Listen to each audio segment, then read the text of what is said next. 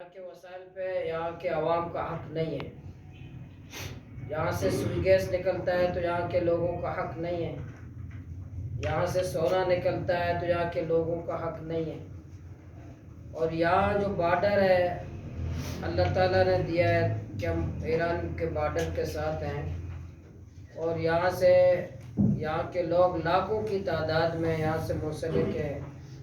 یہاں کے بارڈر کے رہنے والے لوگوں کو روزگار کا حق نہیں ہے۔ طویل ساحل سمندر 750 کلومیٹر ساحل ہے، اور اللہ پاک نے قیمتی ساحل سے اہل بلوچستان کو نوازا ہے، تو یہاں کے لوگوں کو ساحل پر بھی حق نہیں ہے۔ وہاں بھی ٹرالر مافیا نے پورے سمندر کو تباہ کیا، برباد کیا۔ ماہی گیر آج فاقہ کی طرف جا رہے ہیں، اور اسی طرح بارڈرز کے رہنے والے بھی آج فاقہ کی طرف ہیں۔ ایک منصوبے کے تحت پورے بلوچستان کے لوگوں کو غربت کی طرف ایک منصوبے کے تحت دھکیلا جا رہا ہے۔ حالانکہ یہ جو ہمارا خصوصاً یہ جو مکران ہے، دو بہت بڑے روزگار ہیں یہاں، ایک بڑا ماہی گیری ہے اور ایک بارڈر کا کاروبار ہے۔ یہاں ان دونوں کاروبار سے مکران کے لاکھوں خاندان ان سے منسلک ہیں، اور وہ الحمدللہ جب یہ بارڈر بھی آزادانہ طور پر کھلا تھا، اور اسی طرح جو سمندر میں نسل کشی نہیں تھی، حیاتیات کی، تو یہاں کے لوگ خوشحال تھے۔ یہاں کے لوگ ان کے چہروں پہ خوشی تھی۔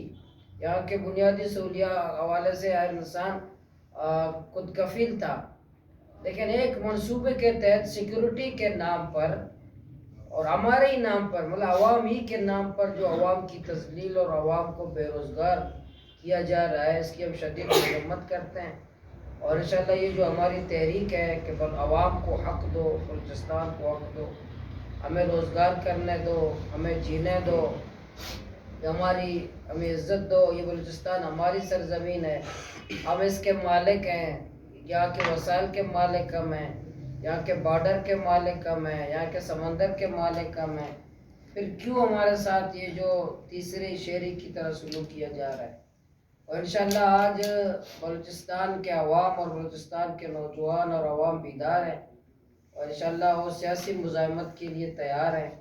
ہم چوک و چوراہوں پر انشاءاللہ پرامن جمہوری اور آئینی جو طریقہ کار ہے اس کو استعمال کریں گے، اپنے حق کے لیے عوام کو نکالیں گے۔ اور 30 ستمبر کو الحمدللہ گوادر کے عوام بہت بڑی تعداد میں نکل کر